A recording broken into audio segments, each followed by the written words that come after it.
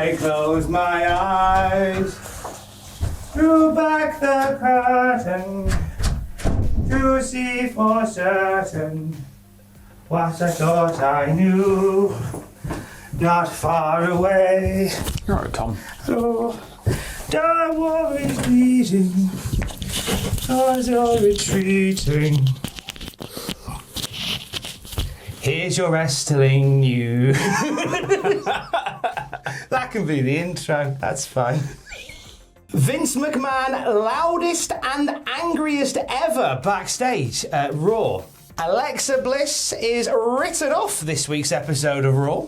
And CM Punk explains the cryptic message on his shoes from AEW. We'll talk about that in a bit. Monday Night Raw is always hilarious behind the scenes. I kind of think the Raw would be better if they just film what went on behind it rather than what went on in front of it. Quite often they do though for documentaries, but they're only allowed to film in certain areas, aren't they? So I don't think we'd ever truly get a real representation of it, fly on the wall style. But you are right. Yeah, if there was a camera backstage, I think everybody'd be tuning in for the 3 hours. Yeah, and for this particular one, it would be a sellout. Yeah. So Vince McMahon, not the happiest of chappies backstage lately. So PW Insider saying that yesterday, Monday, was one of the longest days in a long time for WWE creative team. This is according to several sources. PWInsider.com were told by people that Vince McMahon, extremely unhappy with original plans for Monday Night Raw, ripped up the script several times, including original plans and then the rewrite. So McMahon basically walked in, didn't like Raw, he wanted new ideas, some were good, some not so good according to sources. He ended up scrapping the rewrite and then decreeing new plans for the episode of Monday Night Raw. By 6 p.m. EST, there was still no official direction for Raw. So, like, with hours to go. What happened? No time to go. What happened to the company that would, have 3 weeks of tape-ins all lined up? They'd have all that together. They made it work for like 25 years back in the day. But I mean, you get into the point where you're an hour out from the show and you're just starting to get a finalised script. Madness. One source who went through the process described it as, quote, the loudest and angriest they had ever seen Vince McMahon on a show day. Do you think there's a coinky-dink here, Sam Driver, that it was Vince McMahon's birthday the other day? I feel like if Vince McMahon has any great enemy in wrestling, it's Father Time.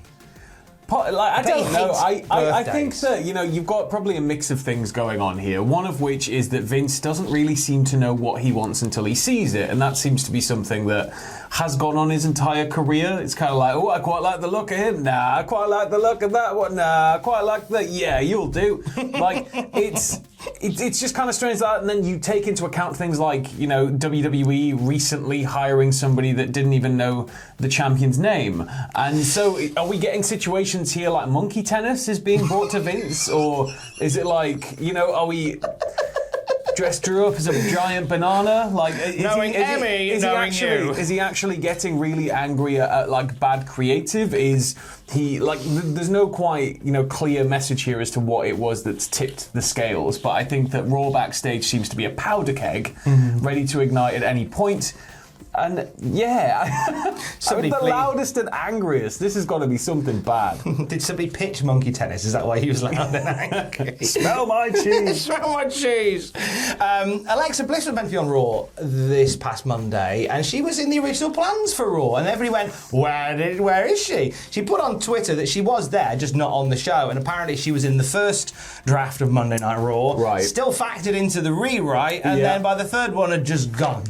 Vince had written her off. This is the other thing, because by the time you get to near showtime, you are blinkered, surely. Like, every experience I had with live wrestling, when there were last-minute changes, it was a nightmare. You had to go through every single format, redo them, you had to strike things off, you had to move things around, and you just ended up with this page covered in Sharpie that didn't make any sense. But at the same time, you'd forget, that segment needs to go in there, and this needs to happen here. So if it's got to the point where Raw is being rewritten an hour before the show. It's just going to be like, well, he said he wants Drew and he wants this, and just get it all on paper. Running Out Raw continues to be hilarious. Alexa Bliss was meant to be part of a story with Charlotte Flair for Extreme Rules, and we're not sure whether that's now just been shelved, whether Bliss missing this show is just a one-off thing. That was WrestlingNews.co, by the way, who said there were plans for Alexa Bliss, so thank you to them. There's still time. We've got a little bit of time until Extreme Rules, and I think that we can still factor things in. Like 1 week's not going to hurt this early on, but it's something that we're just going to have to keep an eye on, but it feels like there's going to be more and more of those days on the horizon. Anyway, trademark news. On the 26th of August, WWE filed for 2 trademarks. One of them got us all a little bit worried. Yeah, but at the same time, I don't think it could have realistically happened. Is my answer to that? I don't know, because the name's already so established, isn't it, in the audience? What we're talking about is, so this sort of started doing the rounds last night. So this is a kind of bit of a rumour killer and a sigh of relief in case Matthew Gregg is watching.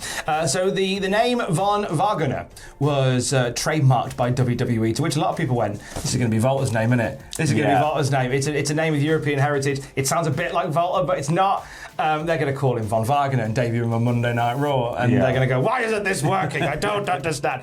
Calm down, dear. It's just a commercial. Cal Bloom is the Performance Center trainee that has adopted the name Von Wagoner, kind of, sort of. So he's changed his Twitter handle to Von Wagner, which is a misspelling of Von Wagoner. Right. So it's off to a flying start. I was kind of hoping we'd end up with like a really cheesily, like, Von Wagoner. Like proper, like, American pronounce. Like a wagoner, like someone what rides a wagon. Yeah. I never even thought of that. Ride in the wagons. I'm a wagoner. I do ride in comes the out with fixing just of a big the wagon. wheel, and he's sitting with a big mallet, just making like wagon wheels over and over again. Now, the other bit of trademark news, which I think is pertinent, is that WWE also filed for the term Queen's Crown Tournament, which suggests to me that the Queen of the Ring is going to be a thing, and it ends at Crown Jewel, I'm going to call it. Yeah, now let's just hope that it's...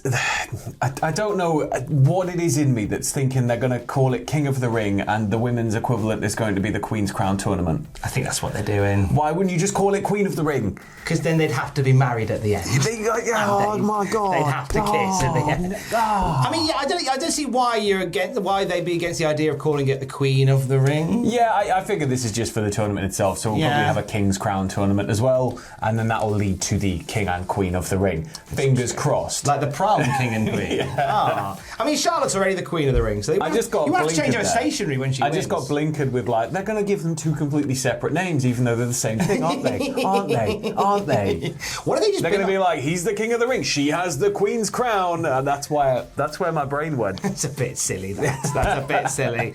Let's talk about the Casino Battle Royale, which is my favourite James Bond pun of a match ever since the Live and Let Die on a pole match. I didn't think that one through.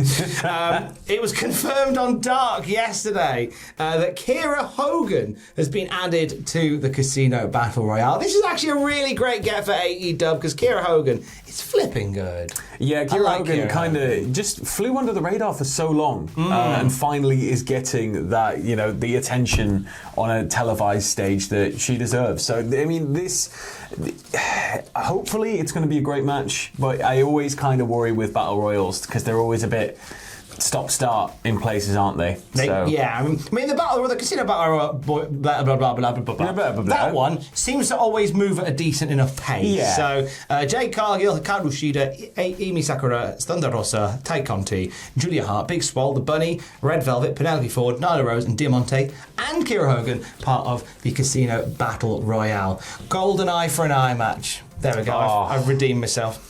Finalement, let's take a look at the guy that, I don't know how we're going to cope, how much longer these channels are going to exist now we can't do CM Punk returning to wrestling rumour videos. If that's time at the bar, then it's been a pleasure, it's been an honour. I'm going back to commercial radio. I'm going back to the door. Yay! Come do radio. studio with me and do the weather, sponsored by Johnson's Tiles, probably. I love local radio, it's the best. So CM Punk has cut some lovely promos on AEW, but he's got people talking about initials that he's written on his shoes. Yeah, there was all sorts of rumours that it was like, oh, it's Adam Cole, it's Bray Wyatt's initials, and but he's shot them down. He has indeed. He was chatting to the New York Post, and he said, I stole it from LeBron James. A lot of basketball players will write messages on their shoes and stuff. I wrote AC on my shoes and CF on the other foot. AC is always Chicago. CF is Chicago forever. Well, and when Charlie Flakes debuts, next week, everybody will be like, oh, it's Charlie Flakes. And then nobody will look, and then everybody will look back and it'll be like, oh, God, it was Adam Cole and Charlie Flakes. Look in my eyes, what do you say? Look in my eyes, for goodness sakes. It's the wrestling debut of Charlie Flakes. I really wanted to be Charlie Flakes. Do me a favour. On Twitter, at Cultaholic, at Less Defined, at Tom Campbell, show us what Charlie Flakes looks like. Yeah, let's have a look at some Charlie Flakes. John, looking at you. Show us what Charlie Flakes looks like. And there'll be more news as it comes. Stay safe and love you. Bye.